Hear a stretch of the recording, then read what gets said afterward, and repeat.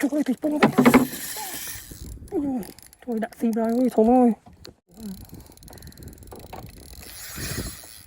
Mà nhà ơi.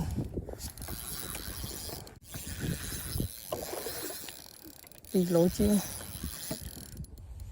Và giờ để xô bông mang phong nọc này. Ngày nay nhóm phơm nào mà tôi train nơi cái lạnh trang tại thế này. Hay khán trên video dữ không phong. Bây giờ nhóm mình vốn đây chẳng có ban thơ video trên rồi ngày đôi về vô mông hay tôi train có mình tôi ban của mán chẳng có ban mau. Hay chẳng miền Tây Trang là đọc hai rốt mông ai nhưng trên video ngày thế không phong. Du trên môi có mỗi ngăn. Ông phong tụi tôi sẽ cam phía bên nhóm tôi train từng này có mỗi cà phê du ngay đây to.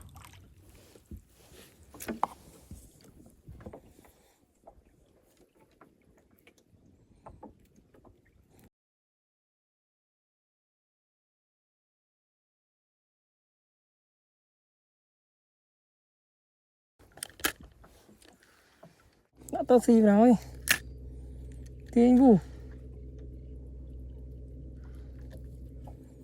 nó tên thì chà tira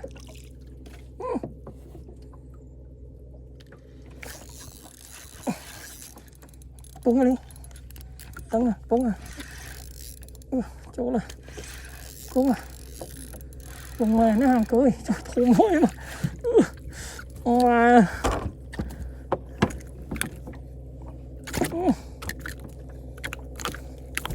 cho mình khăm loan nè trời mà hòn vô nè chỗ là lẽ tao xì vào đó rồi ăn cho ly và tập cho con phi này nó tập thì ăn cơ nha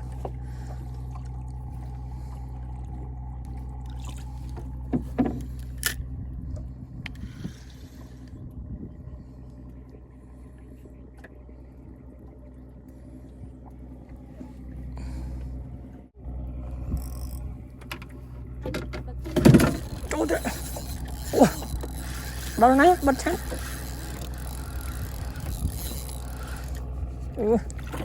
cho thằng phi tụi bay mà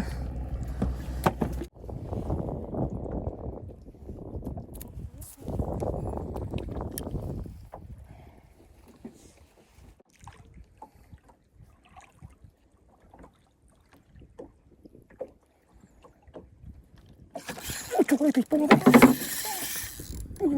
Thôi đã xìm rồi ơi thôi ơi. Ô mai lỗ nè. Thôi mai đã tao xìm rồi.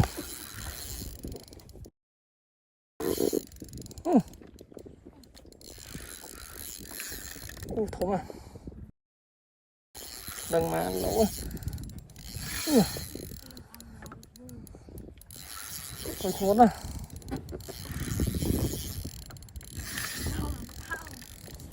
Quá vẫn nữa.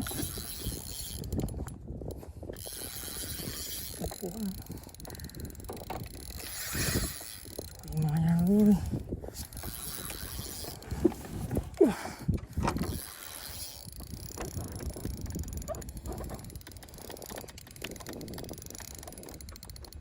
Trời ơi.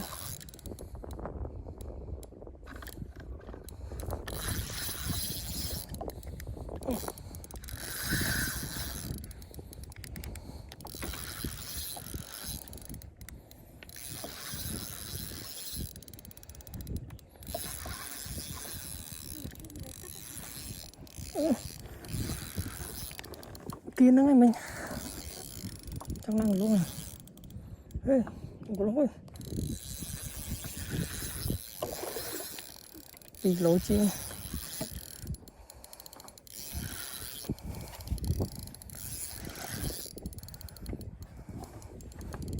tốn thế này.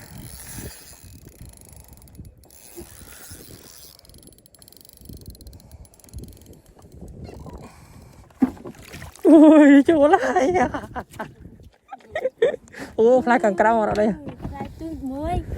fly càng cao ở đây rồi fly nó một bị rìa rồi mới cái nó tịch tôi vậy này ồ rồi chỗ mới em